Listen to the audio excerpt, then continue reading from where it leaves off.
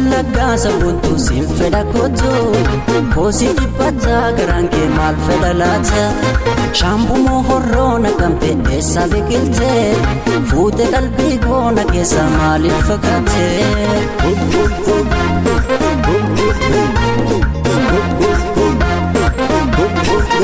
Yakalala muka garaa dinnicha roobni balleesse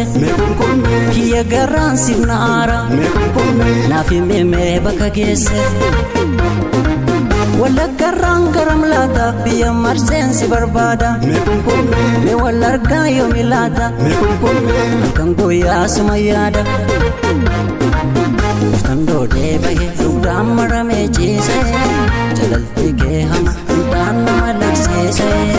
Abus galaa dhufa zinnaara koo hiddeeni Hin qabu abdii bira barbaachise damnaani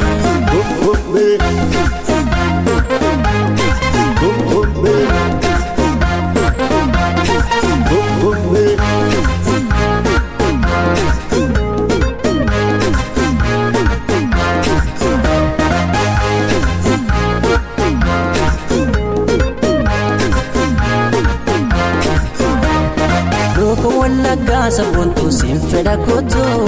Koosi dhibbata garaan kee maal fedha laata Shaambuu mohorroo naqamte eessa biqilte Fuute qalbii goona keessa maaliif fakkaate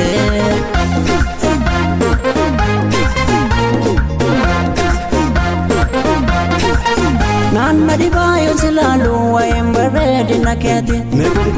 Namni silaa wawwallaalu Marsi sooruu warri keeti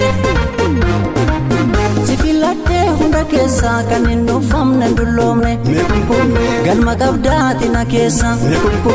Kanaaf si obsuu hin dandeenye Uftan doodee bahee dugdaan maramee ciise Jalalti kee hama hundaan nama lagsiise Abus galaa dhufa zinnaara koo hiddeeni Hin qabu abdii bira barbaachise damnaani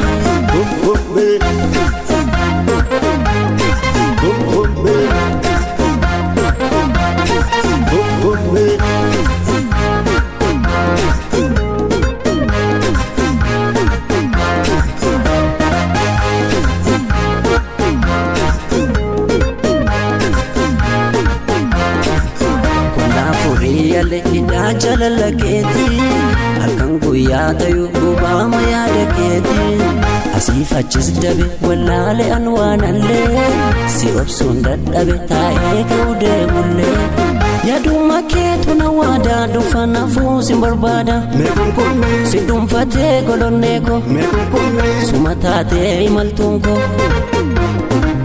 An ergasii gad hin teenye achi jirtaa kee nageenya